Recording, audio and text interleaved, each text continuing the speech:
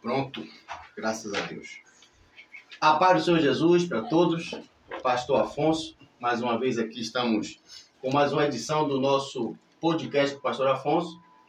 E confesso aos senhores, se encontra aqui conosco o nosso presbítero Jonas, da Assembleia de Deus Fonte do Capim, número 3.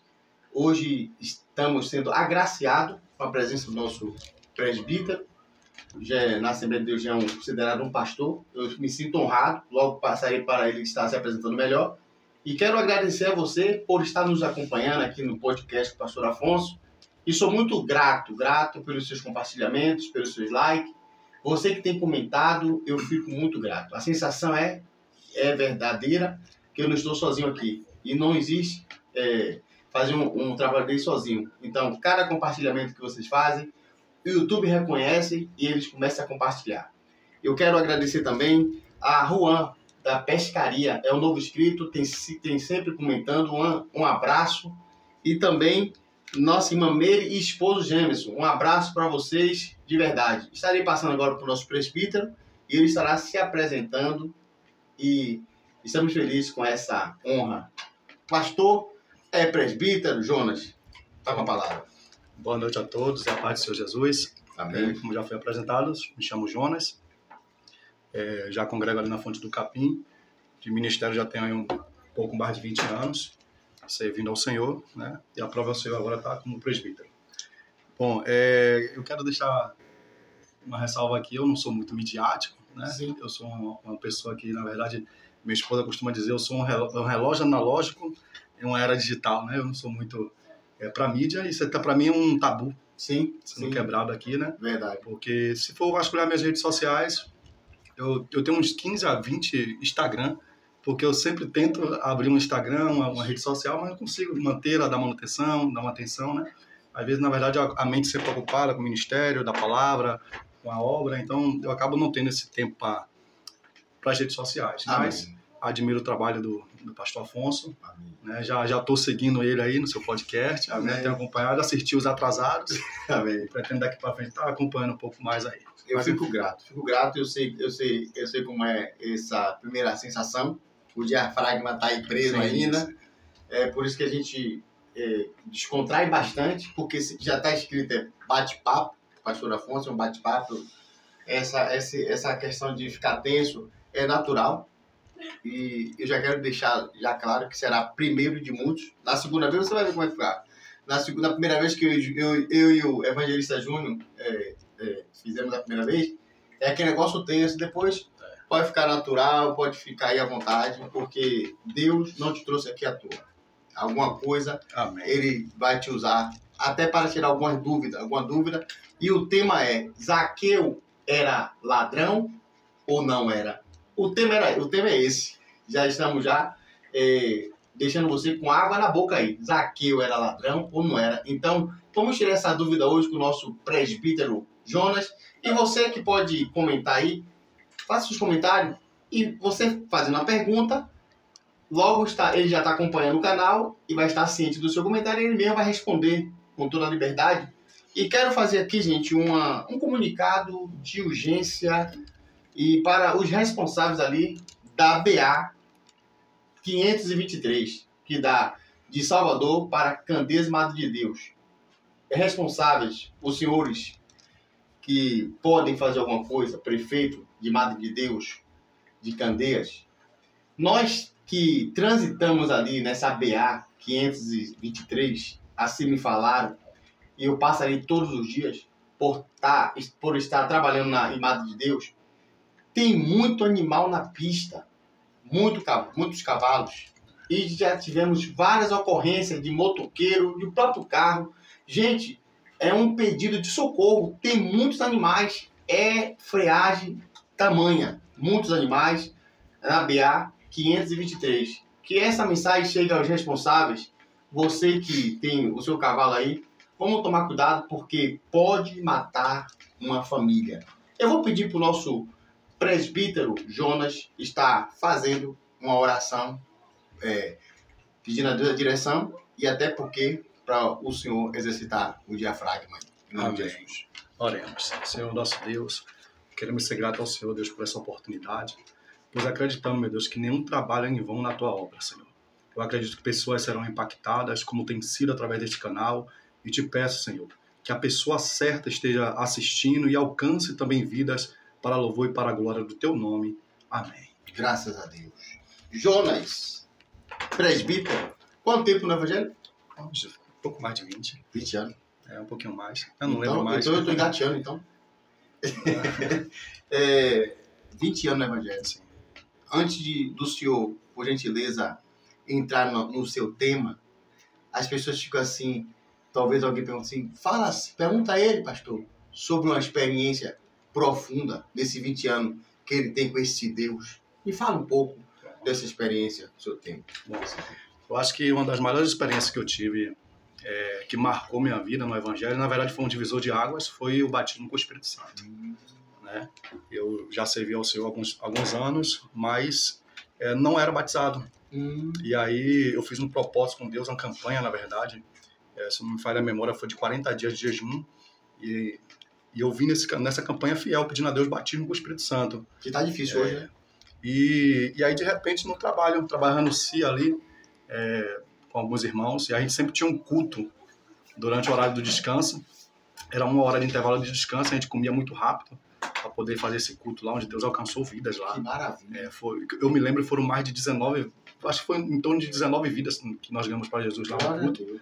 E aí, mas aquilo ficava dentro de mim, né? A vontade de falar em línguas, eu vi os irmãos falando, eu falava que eu também quero, e aí um pastor amigo meu, você conheceu o pastor Luiz Alberto, ele me chamou para fazer parte do corpo de obreiros da igreja, e eu disse a ele que não aceitava. Deixa eu mandar um abraço aqui pro pastor, que eu tenho certeza que ele vai assistir, porque vocês são amiguíssimos. Sim. Pastor, um abraço.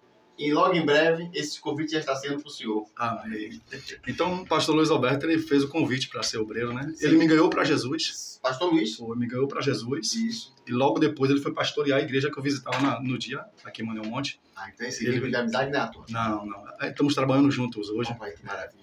Então, assim, ele fez o desafio de ser obreiro, de aceitar. E eu falei para Deus que não queria ser mais um obreiro lá em cima só para enfeitar o púlpito. Eu queria ser um homem que fosse usado por Deus. Eu sabia que o batismo com o Espírito Santo era a porta, né? Sim, que abria os dons espirituais. Eu fui doutrinado assim. Sim, então busquei. E aí, no encerramento dessa minha campanha, um dia de sexta-feira, a gente no culto lá no trabalho, e aí eu tinha uma coisa em particular comigo, por isso que esse dia foi muito especial. Porque eu li a Bíblia, e aí eu sempre via os apóstolos colocar as mãos nas pessoas e ministrar o batismo com o Espírito Santo, e elas recebiam. Aí eu dizia com Deus, Deus, eu quero assim. Eu creio assim. Aí tem uma frase que eu disse, que foi a frase que Deus, sabe, bradou lá naquele dia. Foi assim, eu falei com Deus assim, o Senhor não faz mais assim. Eu falei, o Senhor não faz mais assim, usando os teus profetas para colocar as mãos e ministrar o batismo com o Espírito Santo. O Senhor não faz, o Senhor parou de fazer assim. E aí a gente no culto lá, dado as mãos, orando para encerrar o culto, já tinha ministrado a palavra, já tinha cantado os louvores, a gente ia encerrar para poder voltar para o setor do trabalho. Aí na rodinha o irmão orando para encerrar, aí o irmão soltou da mão, pastor Edson, daqui da igreja da Filadélfia, agora está com o ministério próprio, ele soltou da mão da rodinha, e aí veio até mim e falou assim, assim diz o Senhor. Meu Deus. Não foi assim que você disse que eu não batizava mais? Meu Deus. Então receba o meu batismo. Colocou as mãos aqui. O menino foi extraordinário, foi. Na hora desceu, Jesus desembolou as línguas, eu agarrei na árvore que tinha lá. Eita. E aí fiquei o horário todo dos expedientes lá. Meu encarregado era cristão, né, o presbítero Messias. Entendeu e me largou lá. Onde está Jonas? Não, Jonas está com Deus lá embaixo. E aí fiquei lá até o aleluia! A gente voltava para casa, era no CIA, a gente veio do CIA até Salvador falando mistério, né? Aquela coisa toda. Então foi uma das experiências mais marcantes. Que maravilha, né? Batizou e não trouxe estrago como de trabalho. Não, Deus é tremendo. Porque Deus é fiel. Mas foi isso. Essa experiência. Se marca, até hoje eu me lembro. De livramento. Já recebi uma experiência também interessante. Ainda nesse mesmo trabalho no CIA, logo depois de ser batizado com o Espírito Santo, eu estava na moto com um colega, a gente estava indo fazer alguma coisa e tinha outro na moto na frente, na garupa, e eu atrás na garupa. A gente tinha pegado 2 mototáxis. E aí, Deus, por um relance de segundos, Deus me deu uma visão. A gente caindo de moto, É assim mesmo. A gente caiu de moto. Visão. E aí, nessa queda a gente se estragava muito. Eu via a moto no chão, foi uma bagaceira mesmo. E aí eu cutuquei o rapaz, ele parou, a gente conversou ali, eu expliquei a ele tudo. Depois a gente andou. Quando a gente andou mais na frente, o acidente estava lá, não era a gente. Então eu entendi que talvez pudesse ter sido a gente. Era um desenvolvimento de um dom, talvez? De visão?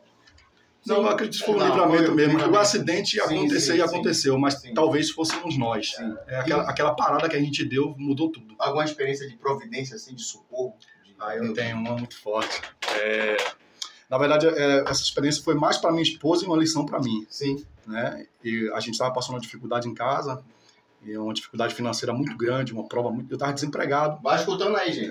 Isso é muito forte. Eu estava desempregado. E aí você sabe como é homem desempregado, né? Exato. A gente é o supridor da casa, Sim. Claro que a mulher é uma ajudadora, tá ali para ajudar, mas o supridor era eu e aquilo estava me afetando diretamente. Então eu não conseguia arrumar trabalho, estava passando uma dificuldade.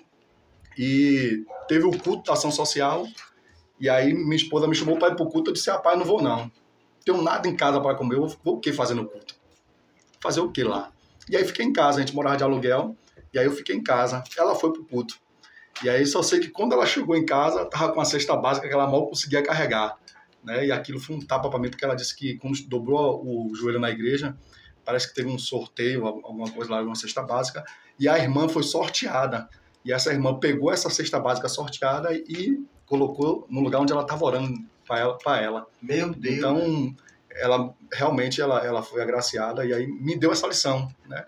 Que o crente, mesmo passando a prova, o nosso lugar da bênção ainda é o culto, ainda é a igreja. Verdade. A providência de Deus chegou muito. Sim, sim.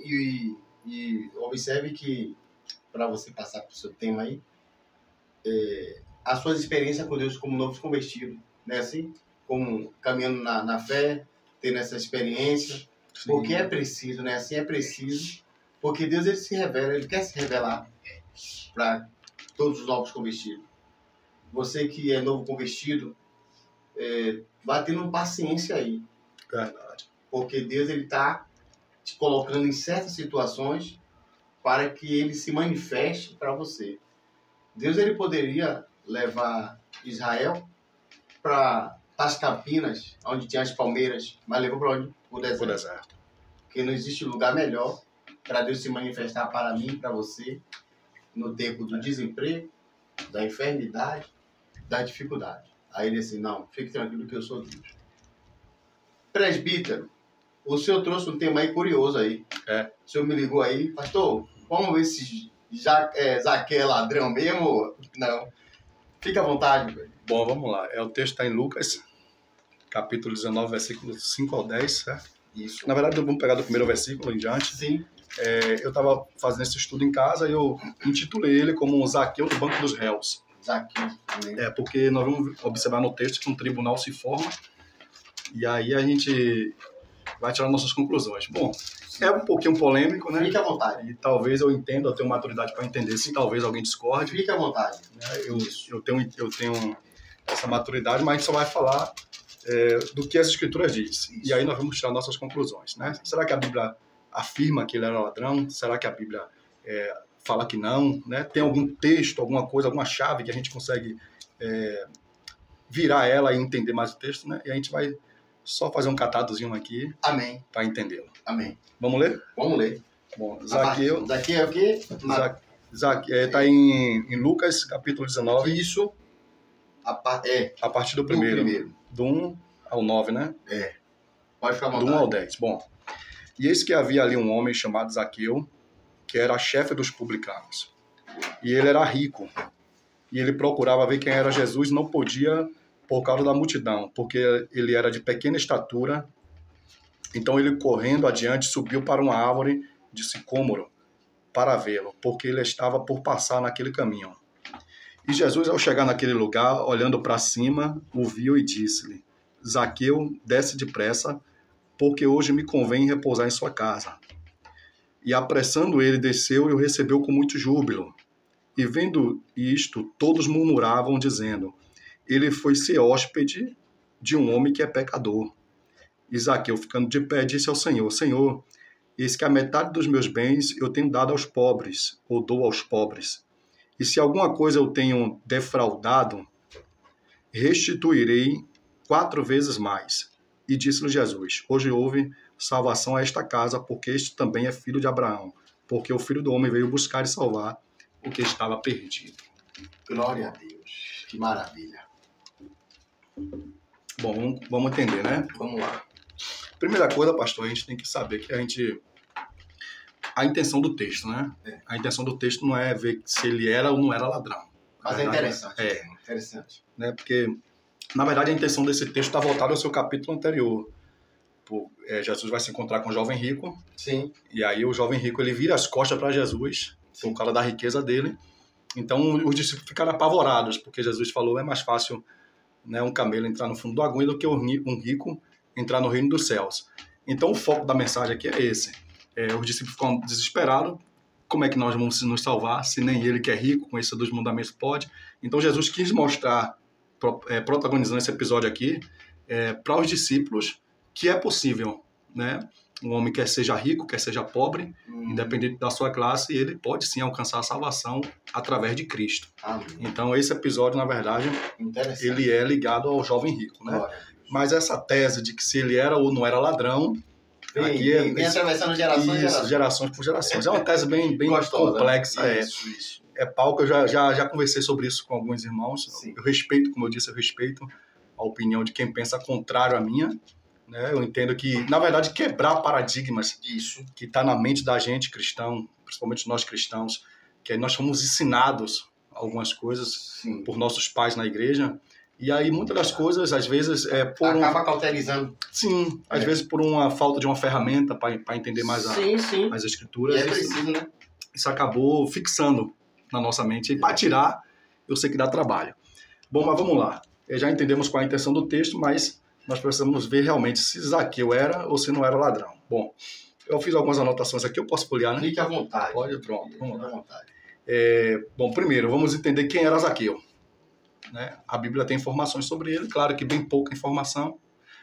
Tudo que nós temos sobre Zaqueu, eu pontuei aqui em 5 tópicos. Maravilha. Primeiro, ele era chefe dos publicanos, está no texto. Ele era rico, está no texto. Pequena estatura, é um pouco irrelevante para o debate aqui, mas está no texto. Filho de Abraão e 5, supostamente ladrão, né? Então, supostamente ladrão. Não, porque é o que a multidão vai falar sobre ele, né? Isso, é o que a multidão vai falar sobre ele. Então, até então, é uma suposição. Suposição. É uma acusação. Não tem uma afirmação. Isso. Bom, vamos lá. Vamos por parte. O nome dele. Zaqueu. Zaqueu no grego é Zacairos.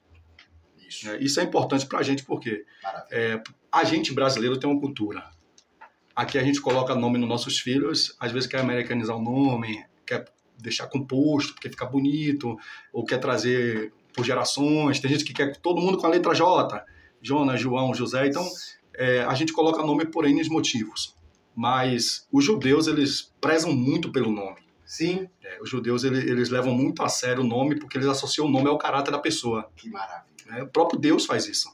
Deus associa o nome ao caráter. Você vai ver Deus mudar o nome de Abrão para Abraão, de Sarai para Sara. Né? Temos o episódio de Jesus mudando o nome de Simão para Cefas, sim. Pedro, né? Petros. E temos o próprio Jacó lutando com Deus para simplesmente trocar o seu nome. Que era Jacó. Jacó era trapaceiro, enganador, o seu nome reflete a isso. Sim. E isso mostra o seu caráter. Então, o nome para o judeu é muito importante.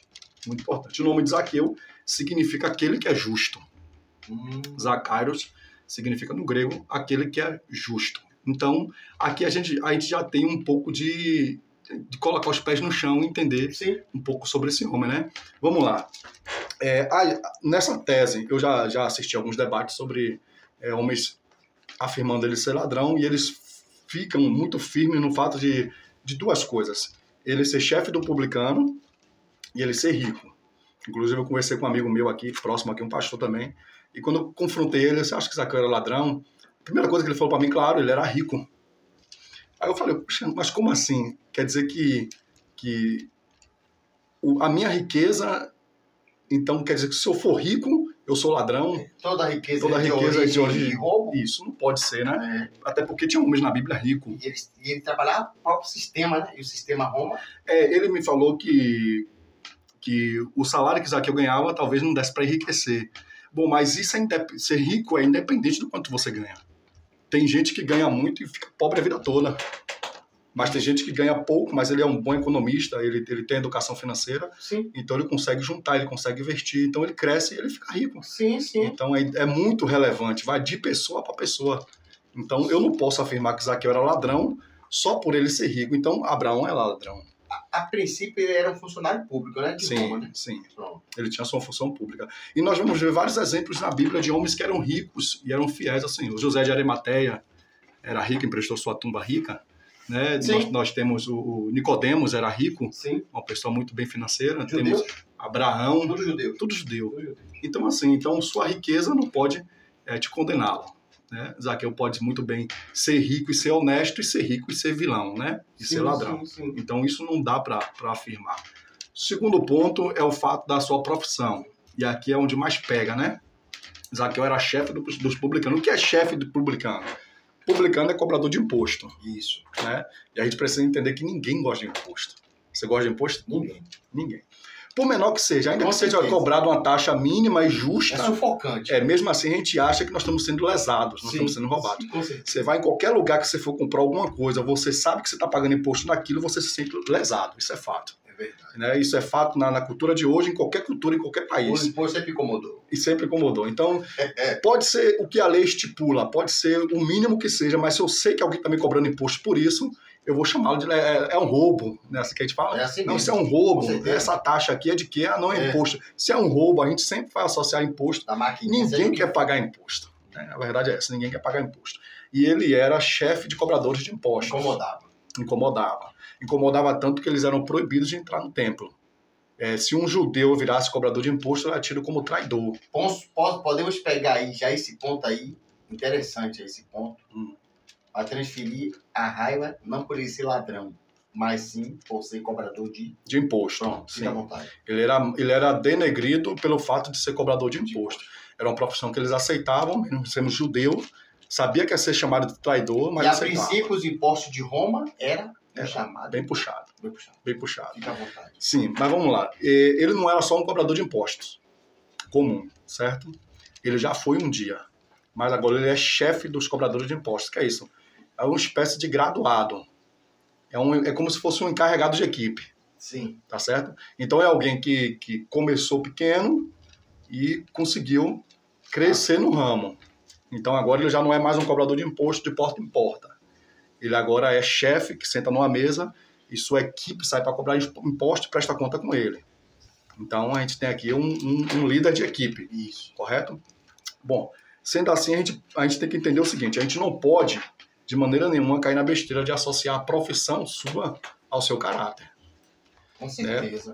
Um amigo meu ele falou assim: ele é ladrão porque ele era publicano, porque ele era cobrador de impostos. Levava essa fama. Ele leva essa fama até hoje, né? De ladrão por ser cobrador de impostos. É assim que chamaram ele naquele dia com Jesus e é assim que nós chamamos ele até hoje. Porque se você perguntar, de 10 pessoas, você perguntar por que Zaqueu era ladrão... E levou essa geração em geração. A geração por geração. Se você perguntar qualquer pessoa que se abordar na rua, você vai perguntar por que Zaqueu era ladrão. A primeira resposta que vem na ponta da língua é porque ele era cobrador de impostos. Mas assim, aí eu te pergunto, será mesmo que por causa da profissão dele eu posso condená-lo? Será que uma profissão define o caráter de uma pessoa? Por exemplo, será que todo policial é corrupto? Será que todo político é corrupto? Será que não tem ninguém que tenha uma índole, um caráter formado e alguém que seja justo na sua atividade, na sua profissão? Né? A gente sabe que na polícia tem sempre aqueles que nós chamamos de laranja-podre, né? Sim, todas as profissões. Todas as profissões têm. E assim, será que todo mundo leva a fama por causa de uma meia dúzia de ladrão, de gente mau caráter? Então assim, bom, beleza, eu não posso associar o caráter dele à sua profissão. Jamais. Né? Eu não posso afirmar que sim, nem afirmar que não, mas é um erro muito grande a gente dizer que Zaqueu era ladrão só olhando pela profissão dele, né? Sim. Não é possível que não existisse um cobrador de impostos justo naquela época. Verdade. Não é possível que não exista um político justo nessa época. Não é possível que todo policial seja bandido de farda. Né? A gente não pode generalizar todos por causa de uma fama que a gente vê que realmente tem muita bandidagem na polícia, tem muito corrupção na política. Sim. E tinha muito cobrador de imposto, ladrão. Né? Tinha muito, isso é o que mais tinha. Gente que lucrava, gente que cobrava além disso.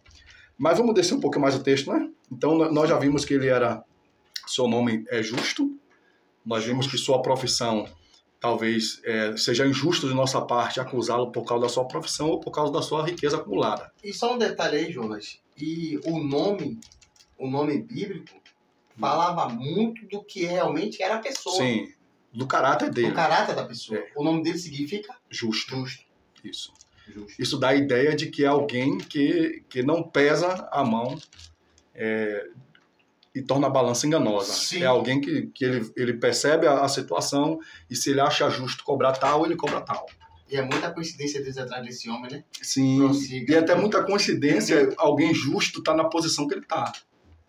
Alguém que cresceu, que começou de baixo, porque ninguém contrata alguém, você não vai contratar alguém para sua empresa para ser chefe da sua equipe. Ainda mais para lá botar com dinheiro. Para lá botar com dinheiro. Então tem que perceber alguém, não. Esse camarada dá para lá botar. Lembra de José?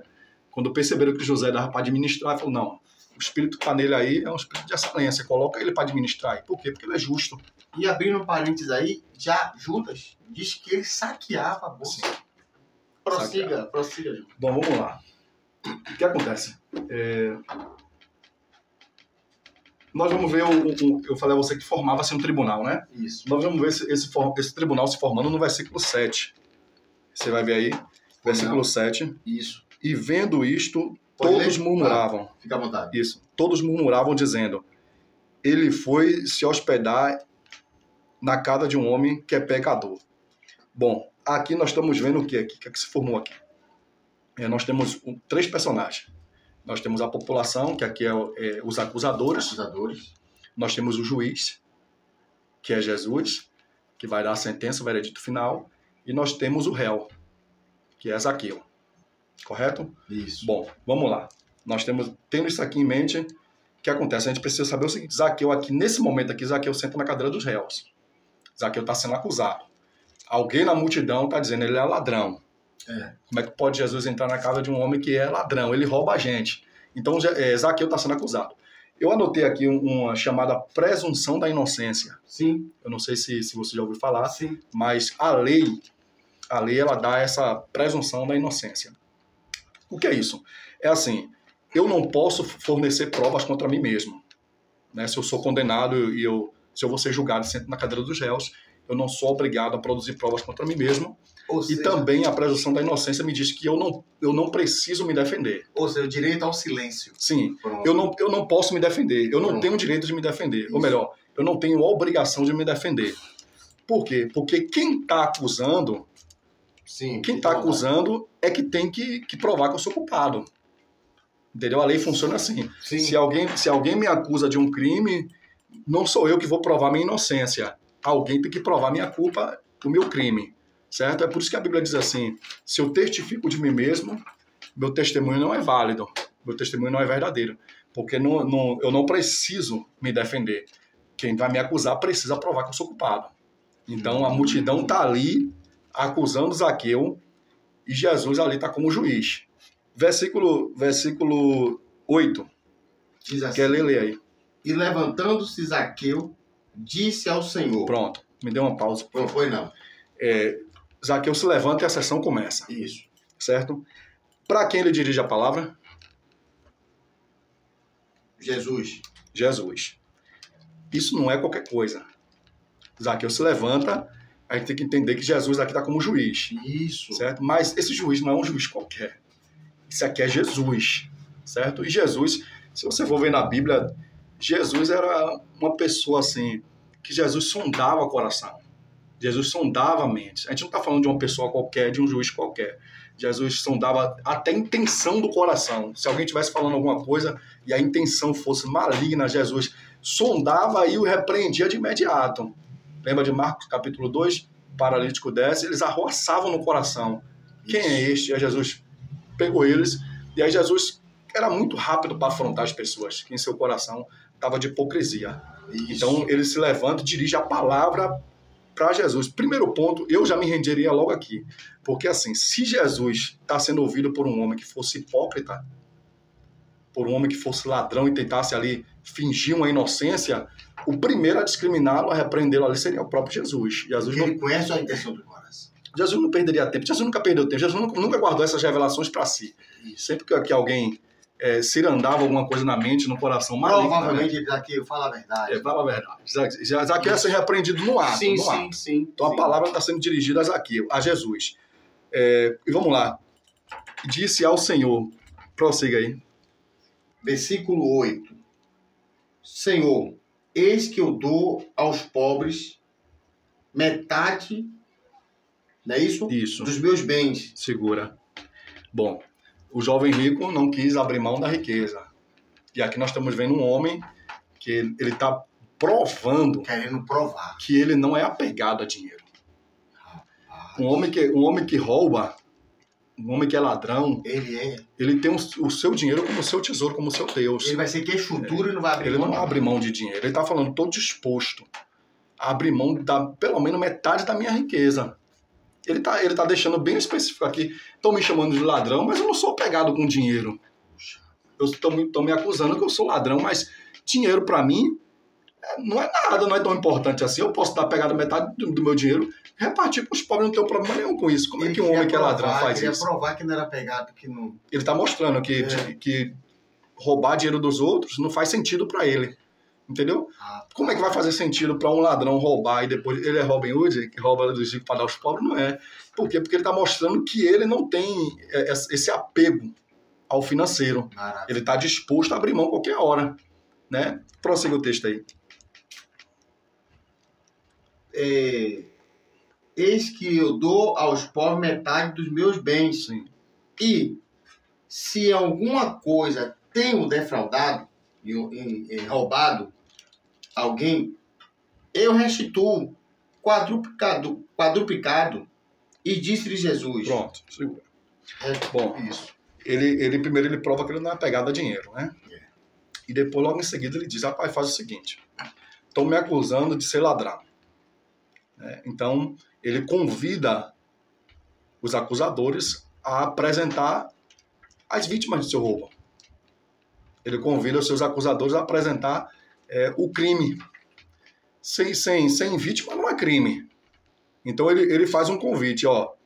Se dentre vocês aqui que estão me acusando, tem alguém, porque se é uma condição, né? Se é uma condição, se pode ser que sim, pode ser que não. Ele está dizendo, ó, se de fato eu roubei, então eu convido, dê um passo à frente que eu roubei aqui, porque eu vou restituir. E a palavra restituir aqui,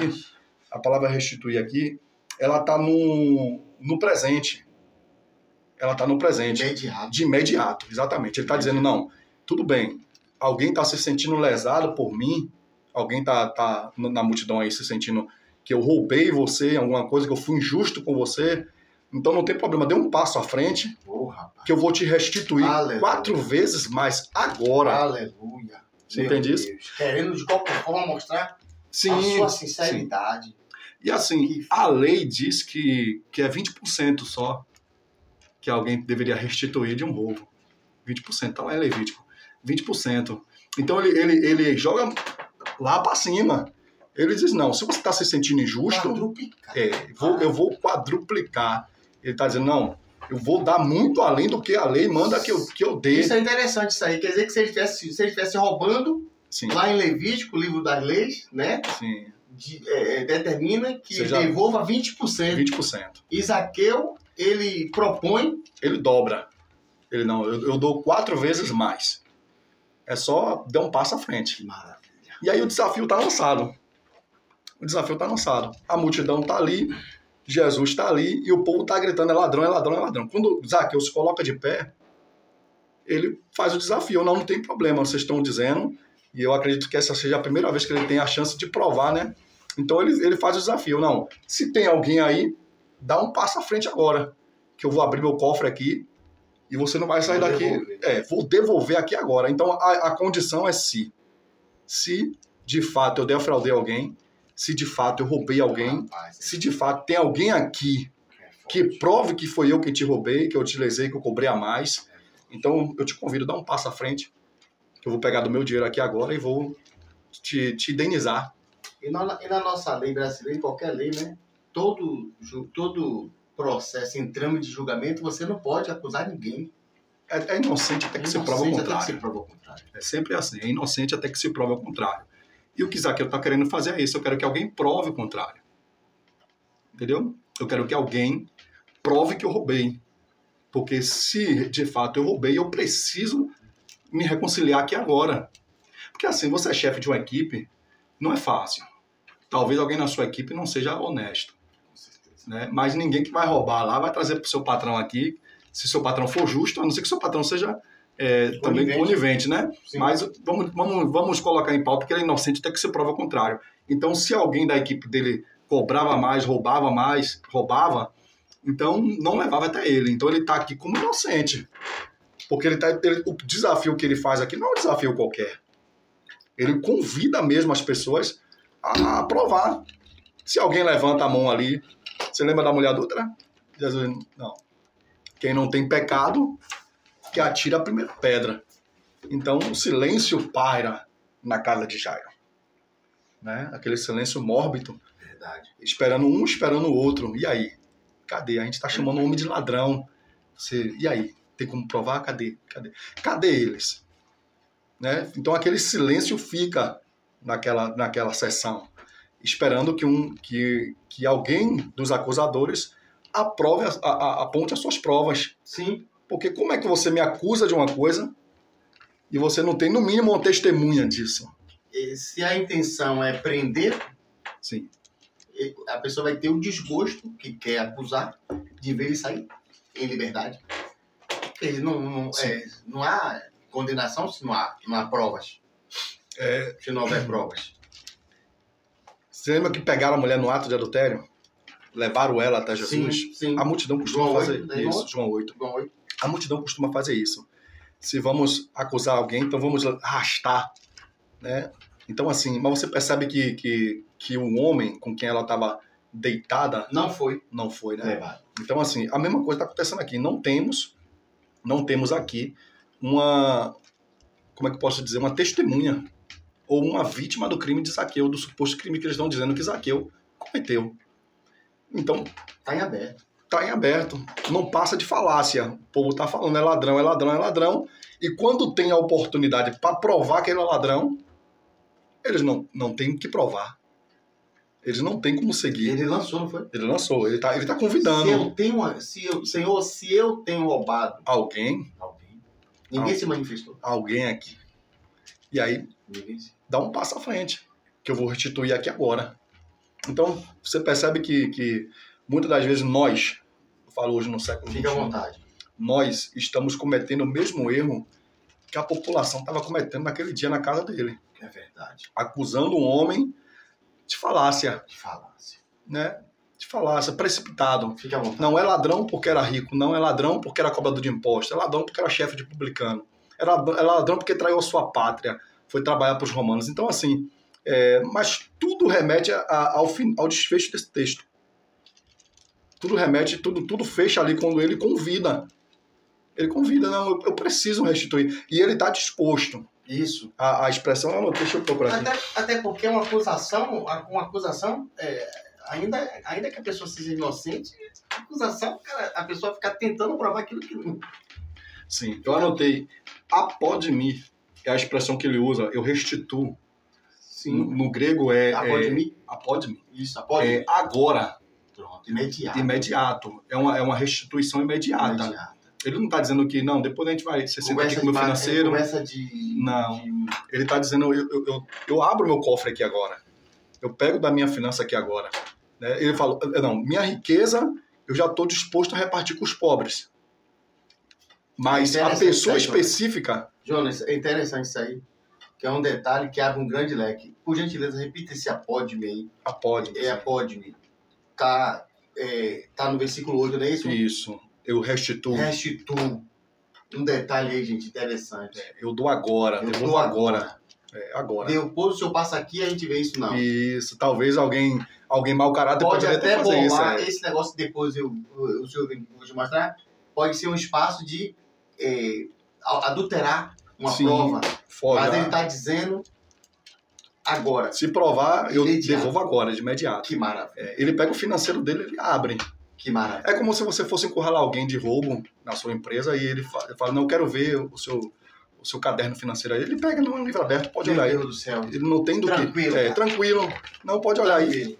Então, assim, ele está disposto. Deus está falando para alguém nessa noite. Sim, eu acredito que sim. Deus está falando para alguém. Porque, assim, às vezes a pessoa está sendo acusado. Deus está falando para alguém, Jonas. Acusado injustamente, talvez... Quem já passou por isso? Né? É bom até tirar uma foto, né? Do livro antes de entregar para as provas, como Sim. garantia, porque o poder de adulterar É grande. é grande. Tire sua foto, guarde suas provas, entendeu? Trabalhar com transparência. Transparência. Né? Transparência. É um caixa que não é um caixa 2, é um caixa único. Ele trabalha, ele faz o serviço dele, faz o trabalho dele, e quem quiser tá ali para conferir. Que maravilha. É uma pessoa que é uma pessoa pública, uma pessoa que sabe que o trabalho dele não lhe condena. Na verdade, tem muitas coisas que nós temos acesso e a gente que não procura. Sim. Né? Aí, por exemplo, na igreja, nós temos acesso ao financeiro da igreja. Se você tiver em dúvida se o seu dinheiro estão roubando, se o seu dízimo, sua oferta está saindo para alguma coisa particular de alguém, o caderno financeiro está lá, pode pedir à secretária, pode olhar, pode ver, está lá. Se ninguém tem o que esconder, está lá. Sem contar o estrago que a pessoa faz na vida de alguém. Por uma falsa acusação. Sem prova, né? O estrago é tão grande que até hoje nós repetimos, né? Repetimos. Até hoje nós repetimos. Eu não estou aqui para mudar a mente. Não, a mente, e outra coisa na teologia existe uma chamada tese. Sim. Tese. Tem um teólogo que defende o criacionismo e também tem um teólogo que defende o evolucionismo. E ambos são amigos. Sim, tem que ser. Quem quiser que defenda, quem está disposto a defender que ele realmente é ladrão, respeitamos. Sim.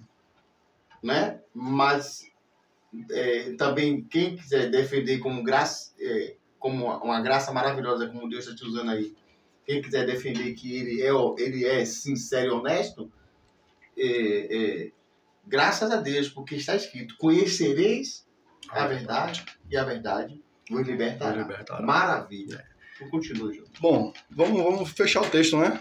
Pois não. Bom, Zaqueu se coloca de pé, se direciona até o juiz, que não é um qualquer. Né? O juiz só faz observar até então. As acusações não tem provas, não tem testemunha, não tem vítima. Maravilha. Né? Meu Deus. O silêncio para, e quem quebra o silêncio? Jesus. Jesus quebra o silêncio, e quando ele quebra o silêncio é para dar o veredito final. Eita. Porque, afinal de contas, não apresentaram provas. Né? Afinal de contas, não apresentaram vítimas. Interessante isso aí. Aí Jesus quebra o silêncio naquela reunião. E vai bater o martelo. E qual é o martelo que Jesus bate? Vamos ver o texto? Vamos lá. Vamos lá. E disse-lhe Jesus, versículo 9. O que é que ele disse? Hoje veio salvação a esta casa. Por quê? Pois também este é filho de Abraão. Versículo 10. Versículo 10. Porque o Filho do Homem veio buscar e salvar o que se havia perdido. Jesus quebra o silêncio, e quando ele quebra o silêncio é para dar o veredito de condenação ou de absolvição. Afinal de contas, tem alguém sentado na cadeira do réu, uma multidão acusando, e ele está esperando até então as provas serem apresentadas. Como ninguém apresenta nada, Jesus então vamos encerrar a sessão. Não tem algema? Não tem. Em vez de condená-lo, Jesus absolve ele e diz, não, hoje nessa casa alguém se salvou. Então o tribunal encerrou. Encerrou. Ele então encerra não tem algema. Não. Não vai sair algemado. E ele fala ainda, para vocês é ladrão, mas para mim é filho de Abraão.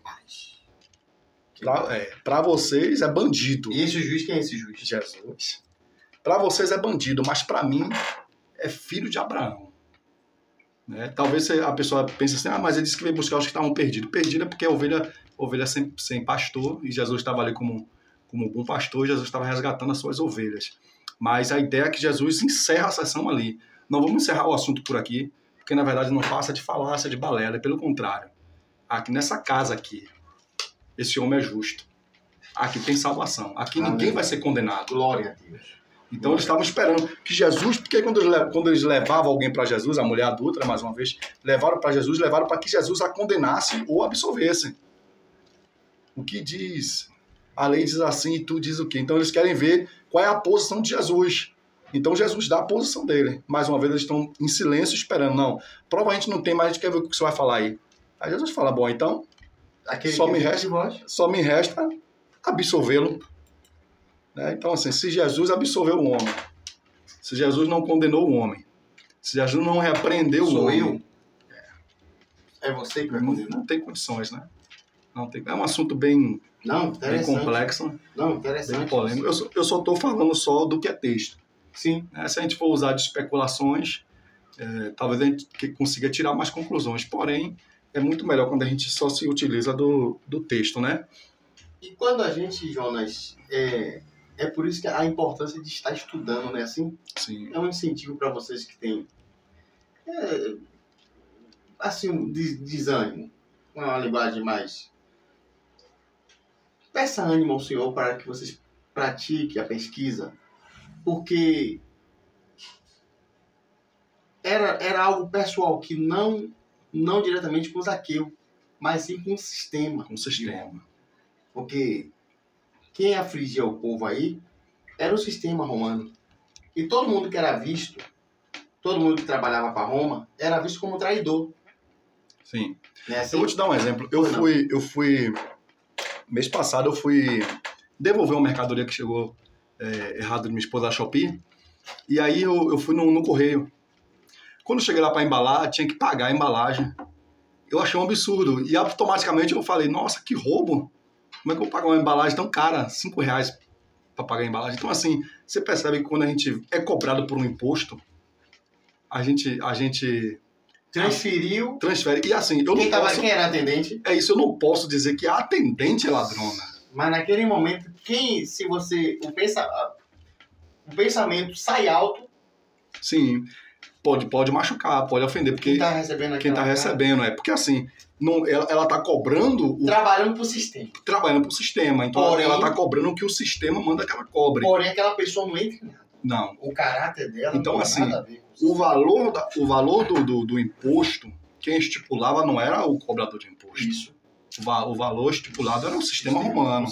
Então, assim, se quando ele batia na porta de alguém achava aquilo um roubo, não era quem estava cobrando que estava roubando. Isso. Quem está roubando é o sistema. Isso. O sistema está sendo pesando, está sendo pesado ao povo.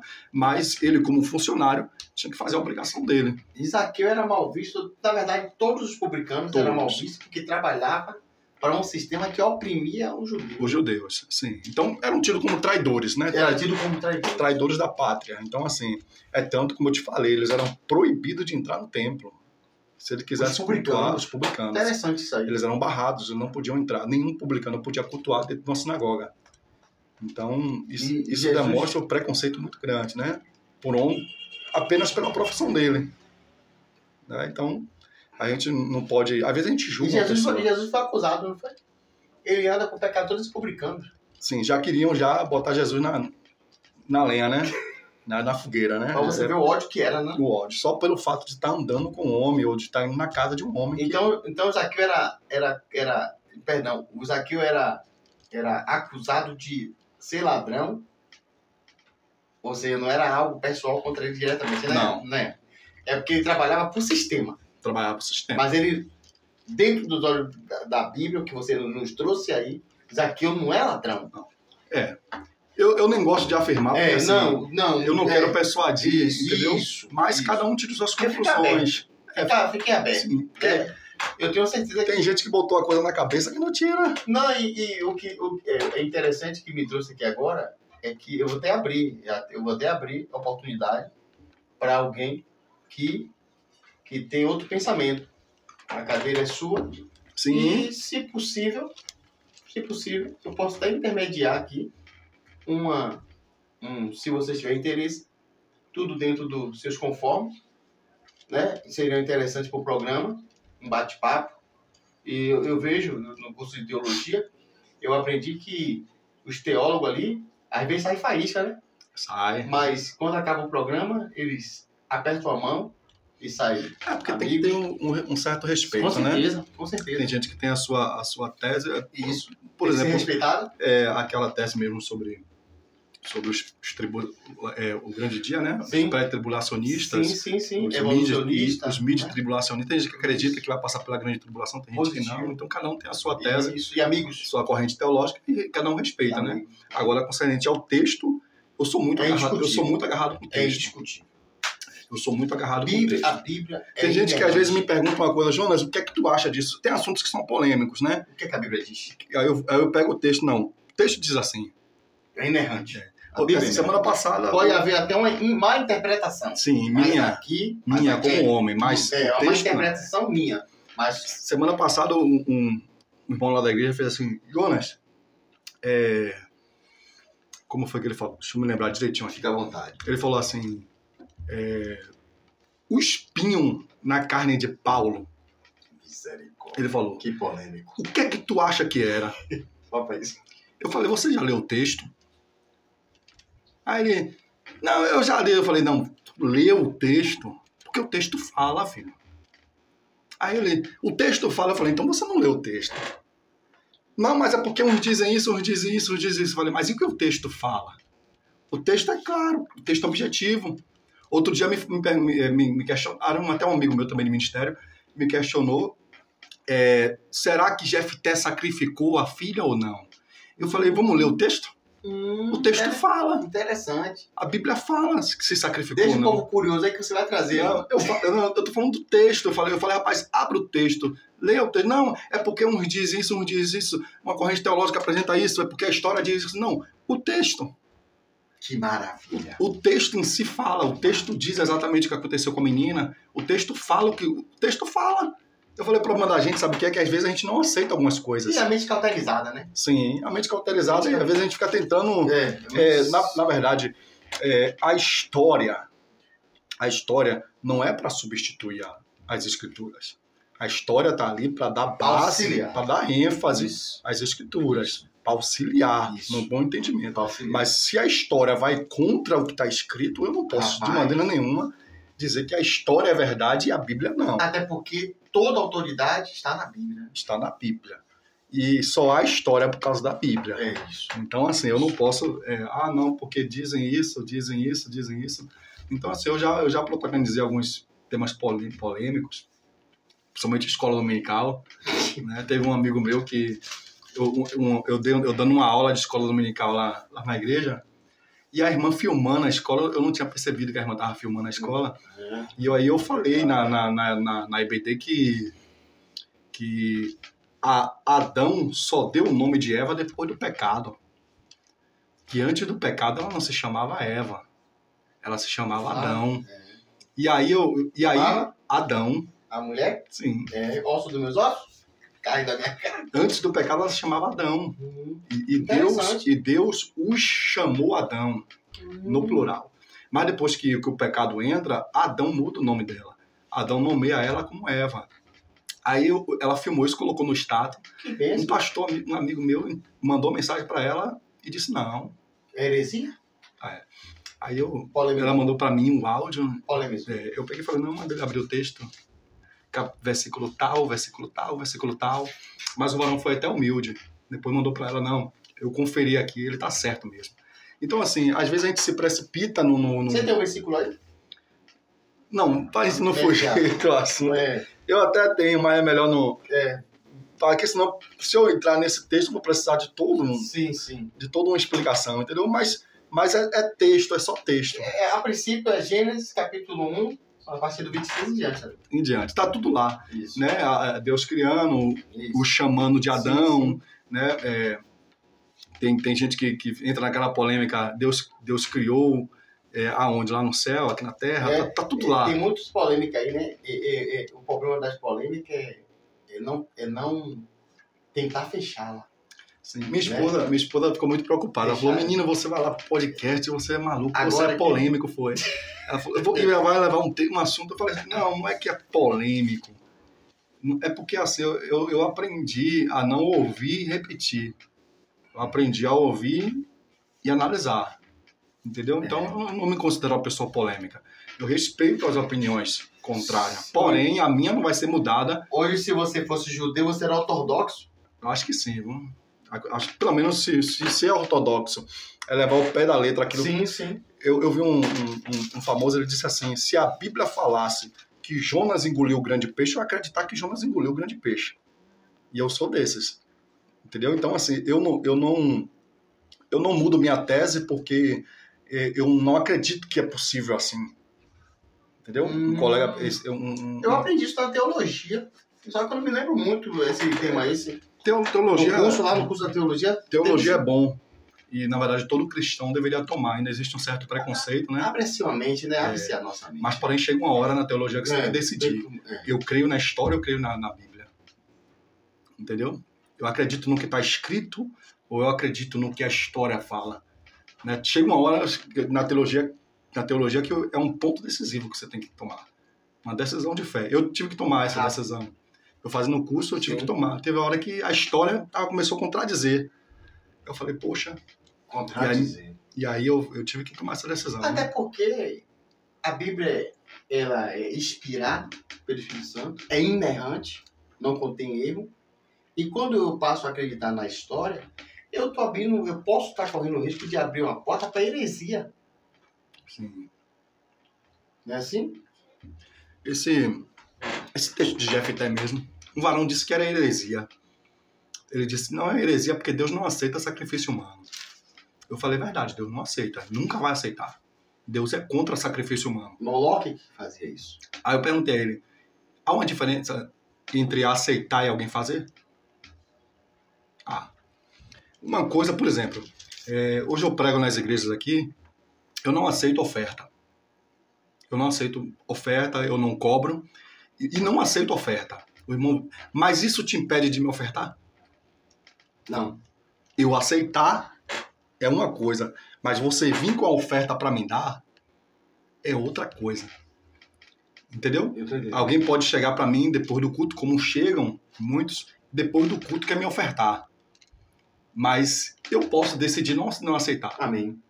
Então, uma coisa foi Jefté sacrificar. Outra coisa é Deus aceitar. Deus não aceita sacrifício humano. Isso é nítido. As escrituras condenam isso e Deus condena isso. Mas não aceita. Agora, uma coisa é... Alguém pode sacrificar uma pessoa para Deus? Pode. Alguém pode pegar uma criança e querer sacrificar para Deus, uma mulher querer sacrificar para Deus, um homem? Pode. Mas quer dizer que Deus aceitou? Negativo. Deus não é Moloque? Isso. Então, eu praticar um ato não significa... É Moabita, né? Moloque era o Deus dos Moabitas. Um pouco mais complexo que isso. É Moloque. Moloque era o Deus dos Moabitas. Ele, sim, sacrificava pessoas, aceitava sacrifício de humanos. Mas o nosso Deus, o sacrifício que ele quer é de renúncia da nossa vida, de prática de pecado, em nome de Jesus. Sim. Você lembra de Abraão? Quando Deus pede Isaac? Sim. No sacrifício? Sim. Bem colocado. Abraão, ele estava determinado a sacrificar. Bem colocado. Tá tão determinado. Eu gosto tanto do texto. Porque o texto é uma coisa incrível. Quando Abraão pega o cutelo para sacrificar seu filho, sim. Ele vai fazer isso com tanta ênfase. Abraão. Ele vai fazer isso com tanta veracidade que não dá tempo nem um anjo descer para falar com ele. O próprio Deus? Não. O texto diz que o anjo do céu já desceu bradando, porque não dá nem tempo de ele descer e conversar com Abraão. Meu Deus, é verdade. Ele pega o cutelo, o texto diz. Isso. Então ele desce, o texto coloca em ênfase, ele descendo e bradando, não dá nem tempo de descer, porque o anjo desce e fala. Mas dessa vez não, ele vai tão rápido. Abraão não. Então o anjo viu, não vai dar tempo de descer para conversar com ele. Não. Diz, eu vou ter que descer já. Já bradou do céu. Então assim, meu Deus. Ele estava disposto a sacrificar. Meu Deus. Mas ele veio dessa cultura. Meu Deus. Abraão ele veio dessa cultura de sacrifícios humanos. Abraão veio de uma terra pagã. Sim, sim. Então, ele veio Então Deus mostrou para ele ali que ele não aceita. Que diferente dos deuses que ele conhecia lá, o Deus que ele estava servindo agora não queria o filho dele como sacrifício. Graças a Deus. Entendeu? Então, Deus prova isso. Deus. Mas Deus não aceita, isso é fato. Né? Se alguém falar, não, como é que ela pode ter sacrificado se Deus não aceita? Poxa, alguém pode me ofertar se eu não aceitar. Alguém pode me falar alguma coisa, eu não aceitar isso que falaram de mim. Alguém pode me presentear, eu não aceitar o presente. Sim, sim. Então, aceitar ou não é decisão minha. Com certeza. Mas isso é interessante. Por gentileza, Jonas, repita aí. Sobre. Isso aí. Não, de aceitar. Isso é interessante. Sim. Eu tomo aqui, Jonas. Eu trouxe para você. Pronto. Cabe a mim aceitar ou não. Por exemplo, eu me lembro que uma vez eu estava fazendo uma obra no ônibus. Eu estava em jejum e uma senhora me vendo pregar suando. Eu em jejum. Ela comprou uma água com o rapaz e me deu. Toma, meu filho. Eita. Cabia a mim aceitar ou não. Já foi comprada. Já é sua. Comprou para mim. Isso. Naquele dia eu aceitei, mas eu podia não aceitar. Já é sua ali. Mas assim, o fato de eu trazer algo para você, não, eu trouxe para você. Já é sua. Eu comprei para te dar. Isso. E se você não quiser aceitar? Isso. Você pode não aceitar. Isso é uma decisão sua. Isso. Então, Deus tem a posição dele concernente a sacrifício humano. E a posição de Deus é sempre não. Eu não aceito o sacrifício Glória humano. A Deus. Agora, tem seitas por aí que sacrificam em nome de Deus. Sim. Existem pessoas por aí que sacrificam no nome de Deus. Fale isso aí, olhando para a câmera. Vai lá, vai pra cá. Tem pessoas que sacrificam mulheres, crianças, homens, para Deus. Em nome de Deus. Escute, em nome de Deus. Não que Deus está no negócio. Não que Deus está no negócio. Não que Deus aceite. É a mesma coisa de ir lá buscar um pano na sua casa, dizendo que você que mandou. Se você tem mandado. Sim. Você não entra em Deus não entra em nada. A pessoa está fazendo ali, mas Deus não está recebendo de cá. Então o homem fez o voto dele, mas se for para entrar nisso aí, isso aí é um pouco mais polêmico que Zaqueu, né? Isso é um pouco mais polêmico que Zaqueu. Fique à vontade. Mas tem muita base bíblica no texto, não precisamos de história, porque as pessoas dizem que não virou freira e tal, no convento de não sei da onde, mas não. A Bíblia fala lá o que ele fez. É só ler, entendeu? Quem tiver curiosidade em casa, quiser dar uma olhadinha no texto. Juízes, capítulo 11. Tá lá, é só ler devagarinho, com calma, como a gente fez aqui. O problema das pessoas, pastor, é que as pessoas costumam a ler a Bíblia e a Bíblia condena a leitura bíblica. A Bíblia não quer que você leia ela. A Bíblia quer que você medite nela. Se ler por ler, tem gente que já leu a Bíblia para mais de 15, 20 vezes.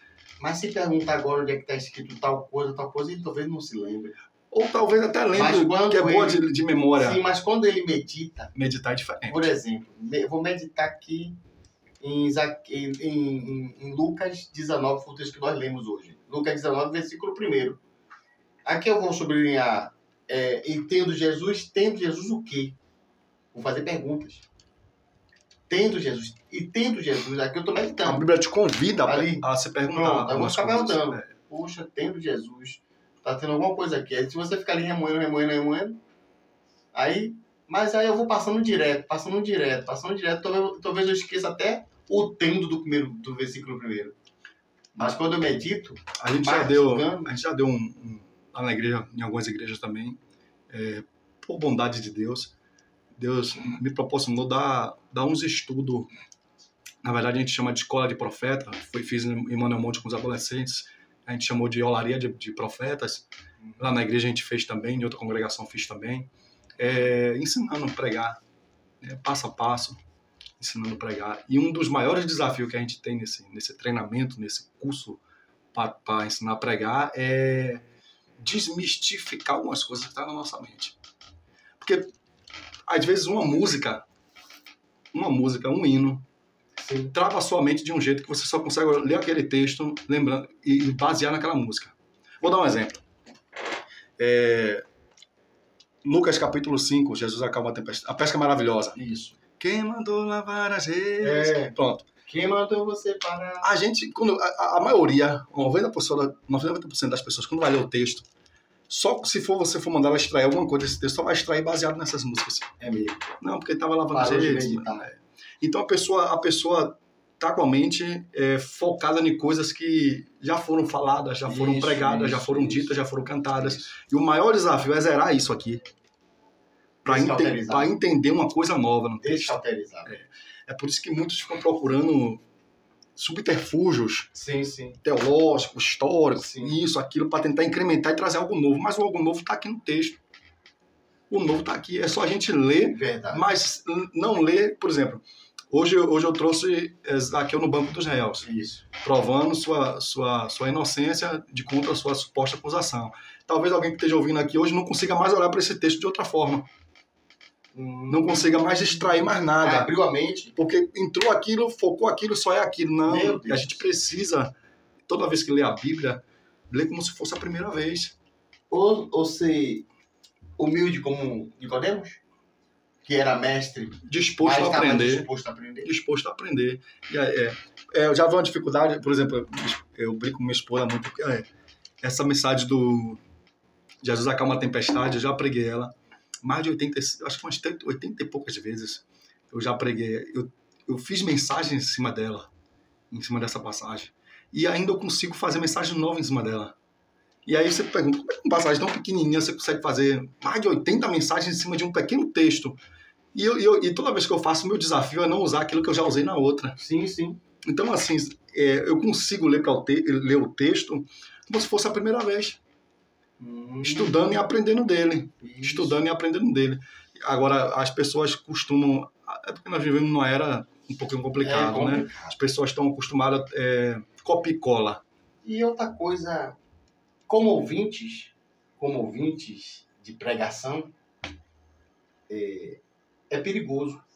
Até porque estão comendo o que estão dando e é uma geração preguiçosa para pesquisa. É um problema, principalmente com esse negócio desses videozinhos curtos. E outra coisa, né? Vai até combatendo, vai até sumindo os protestantes.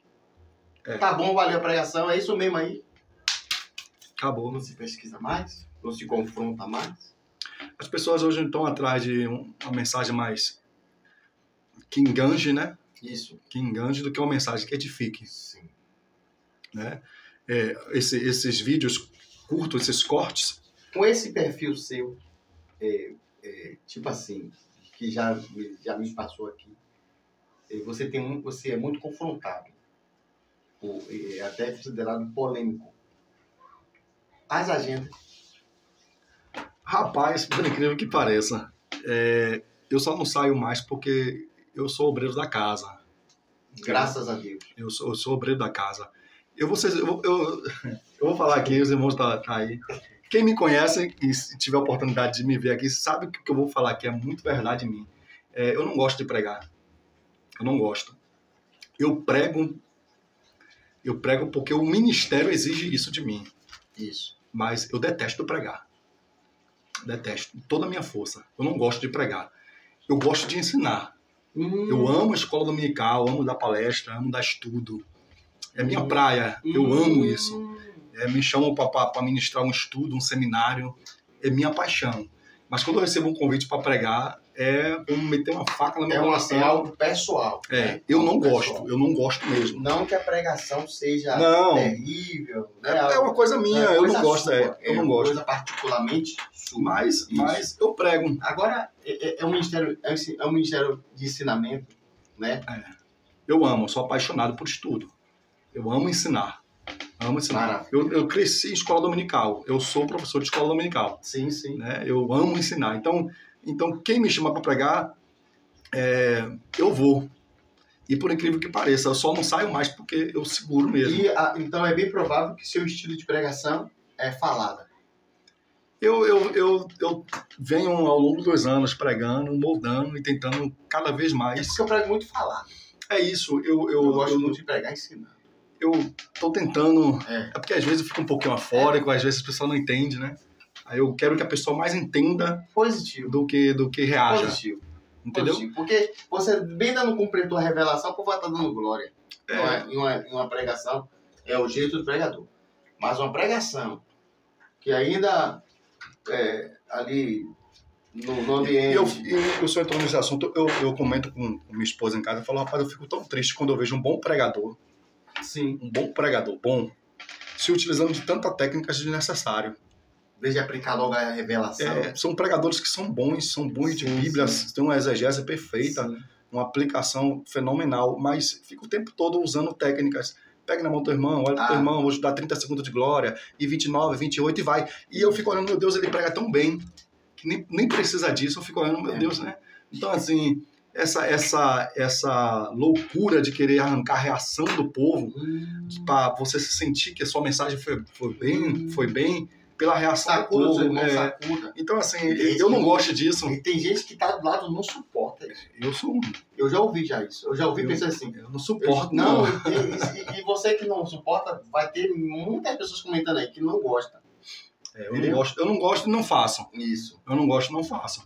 Né? Então, assim, mas cada um tem seu jeito. Acho que cada um tem seu jeito, mas eu não faço, não sou obrigado a fazer. E também, como tem pessoas que vai comentar aí, eu não gosto, também tem pessoas que gosto, que se identifica. Mas eu acho que eu não. Eu acho se for uma pessoa que gosta de ouvir o culto dela na tela ali. Sim. Eu acho assim, que eu glorifico a Deus. Espírito Santo, sim, eu glorifico a Deus quando eu sinto Deus na mensagem. Sim. Eu não preciso que você me peça para glorificar. Entendeu? Se eu sentir Deus na sua mensagem, eu falo, pode ser minha esposa pregando. Se eu não sentir Deus, eu não glorifico. Primeiro que eu não glorifico para ajudar pregador. Eu não glorifico para ficar bem nos vídeos dele. Eu não glorifico porque hoje em dia os camaradas saem para pregar e levam os amigos para tirar foto, ficar bem nos vídeos, fazer uns cortes legais. Mas eu não glorifico por isso. Eu glorifico, eu sinto Deus. E aí eu glorifico. Então, assim, você pregar é muito difícil. Porque as pessoas estão acostumadas com essa reação. E aí, quando vai eu no altar, é um pouquinho meio complicado. Você vê isso como culto mecânico? Não, eu acho assim, pastor. Cada geração está no seu padrão. Por exemplo, o senhor está aí na base da minha idade. A minha geração para trás, eu pregava nos cultos, eu sempre preguei nas igrejas, e nunca precisei de mecanismo nenhum.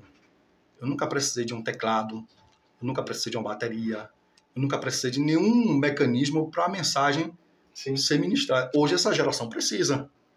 Eu falo lá, brinco lá, eu falo, vai ter gente que esse vai pegar. Eu falo, rapaz, tem gente aí pregando que se tirar o fundo musical, ele não prega. Ele fica todo perdido. Eu amo pregar com esse fundo musical. Isso, mas eu não se sente bem. Não, eu tive que me adaptar. Rapaz, é como se estivesse faltando alguma coisa. Eu briguei muito com levitas no altar. Foi? Já briguei, eu já discuti. Eu sinto falta. Eu já discuti no congresso com o levita. Eu pedi para ele parar, ele não parava. Eu pedia para parar, ele não parava. É o seu jeito. Chegou uma hora que eu falei ao pastor, ou eu prego ou ele prega. O levita tinha que entender que o pregador do momento ali não usa o fundo musical. Nós temos que entender. E hoje é bateria, guitarra. Bateria, pelo amor de Deus.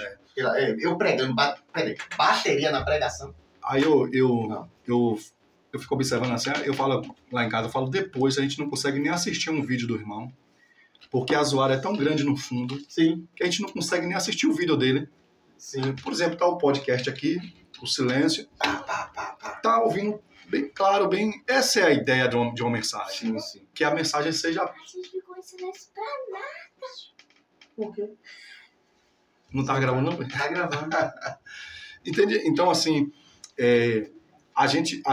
A ideia de transmitir uma mensagem é que a mensagem chegue limpa aos ouvidos das pessoas. Sim. Para que elas possam entender. Sim. Entendeu? Mas aí quando vem todo esse arranjo no fundo, isso pulveriza a mensagem. Com certeza. Então, Jonas, o tema... Zaqueu no banco dos réus. Tem alguma coisa para passar ainda aí? Não, para mim, eu acho que cabe ao público agora... Eles decidirem, né? Pronto. Não quer acreditar. A fala de conclusiva é sua aí. Pronto, beleza? Bom, meu conselho é sempre examine as escrituras, né? Antes de tirar qualquer conclusão precipitada acerca de qualquer texto. Texto sem contexto é pretexto para heresia, tá bom? Então, é sempre bom examinar. Tem ferramentas aí na teologia que são muito boas. E se você tem essa mente travada para estudo teológico, destrave, porque... Não há melhor maneira de se entender as escrituras senão por meio da teologia, né? Então, use dessas ferramentas para poder conseguir trazer uma boa interpretação fiel ao texto. Amém. Né? Fiel ao texto, sem ferir o texto, sem forçar o texto, sem colocar nada no texto. Né? O que já tem no texto é suficiente. Verdade. Né? E aos pregadores eu deixo o meu conselho também. Né? Não inventa. Né? Fique à vontade. Não usa da imaginação para forçar algo, ainda que fique bem na mensagem, mas a gente precisa entender que a Bíblia que edifica o povo, né? A gente, às vezes, eu vejo pessoas se utilizando de... Eu fico chateado quando eu vejo alguém trazer algo da mente dele e ainda aplica em cima disso. Sim. Algo da história e ainda aplica em cima da Bíblia história. não precisa dessa ajudinha, né? Não. Então, só a Bíblia é suficiente. Só a Bíblia é suficiente. Esse é o meu conselho. Quase que eu ia esquecendo. Um abraço para a esposa. Sim, sim. Um abraço para a Varoa. Ela sabe que para mim foi difícil estar aqui. Né? É difícil para mim, na verdade, estar atrás ou na frente de uma telinha de celular. Amém. Pelo meu jeito de ser. Sim, eu disse que eu tenho vários Instagrams, porque eu perco senha, perco acesso, perco login, porque eu não uso, né? Então eu fui privilegiado. É a primeira vez, né? Amém. Já participei de uma live lá na igreja na época da pandemia. Sim. Os irmãos, a gente queria levar uma palavra ao povo. Os irmãos, Jonas, vamos fazer uma live. E eles viram a dificuldade que foi, mas eu fiz, porque eu queria dar um alimento ao povo, que estava em casa, né? A gente fez umas lives, dar um alimento ao povo, mas eu entendo que a gente precisa quebrar paradigmas e eu preciso também, né? Sim, sim. E eu quero deixar claro aqui, eu quero mandar um abraço para sua família. Amém. Não. Quero mandar um abraço para sua esposa. Obrigado por liberá-lo. Um abraço do canal Podcast Pastor Afonso. E pode ter certeza que o meu convite, primeiramente, abaixo de Deus, direcionado por Deus, é porque é um perfil a qual nós precisamos, é um perfil, por isso que eu fiz questão de convidá-lo. E eu fico agraciado, eu me sinto honrado. A sua estadia aqui é uma demonstração de concordância. Muito obrigado. E Zaqueu, no banco dos réus. Fechou. Muito obrigado, Jonas. Alguma coisa ainda para falar? Não. Que Deus abençoe a todos. Gente, muito obrigado. Estamos encerrando mais um podcast com o pastor Afonso. Estávamos conosco aqui o nosso querido presbítero Jonas, da Fonte do Capim 3. Qual é o bairro? Plataforma. Que Deus abençoe. Estamos encerrando. Escute, não deixe de compartilhar, se inscreva e deixe o seu like. Deus abençoe.